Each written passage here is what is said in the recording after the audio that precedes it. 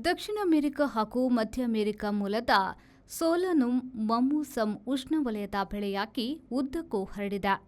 ಸೋಲನುಮ್ ಮಮ್ಮೂಸಮ್ ತನ್ನ ಆಕಾರದಿಂದಾಗಿ fox head ನರಿ ತಲೆ, ಕೌಸ್, ಅಡ್ಡರ್, ದನದ ಕೆಚ್ಚಲು ಇತ್ಯಾದಿ ಹೆಸರುಗಳನ್ನು ಪಡೆದಿದೆ. ಇದು ಬದನೆಕಾಯಿ ಟೊಮೆಟೊ ಜಾತಿಗೆ ಸೇರಿದ ಗಿಡವಾಗಿದೆ.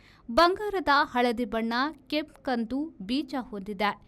ಕೆರಿಬಿಯನ್, ಲ್ಯಾಟಿನ್ ಅಮೆರಿಕ, ಆಗ್ನೇಯ ಏಷ್ಯಾ ದೇಶದಲ್ಲಿ ಇದರ ಕಾಯಿಯನ್ನು ತರಕಾರಿಯಾಗಿ ಬಳಸುತ್ತಾರೆ.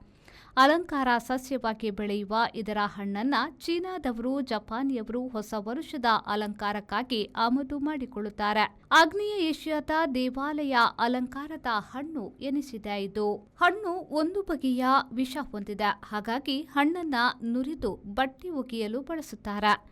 ಕೊಲಂಬಿಯಾ, ಈಕ್ವೆಡಾರ್ನಲ್ಲಿ ಕೀಟನಾಶಕವಾಗಿ ಮುಖ್ಯವಾಗಿ ಜಿರಳೆ ಕೊಲ್ಲಲು ಈ ಹಣ್ಣನ್ನು ಬಳಸುವರು. ಇದರ ಕಾಯಿಪಲ್ಯದಲ್ಲಿ ಕ್ಯಾಲ್ಸಿಯಂ, ಫಾಸ್ಫರಸ್, ಕಬ್ಬಿಣಾಂಶ, ವಿಟಮಿನ್ ಬಿ ಇದೆ. ಫಿಲಿಪೀನ್ಸ್ನವರು ಮಾತ್ರ ಇದರ ಹಣ್ಣನ್ನು ಕುದಿಸಿ ಒಂದು ಬಗೆಯ ಮಾದಕ ಪಾನೀಯ ಮಾಡಿ ಕುಡಿಯುತ್ತಾರೆ.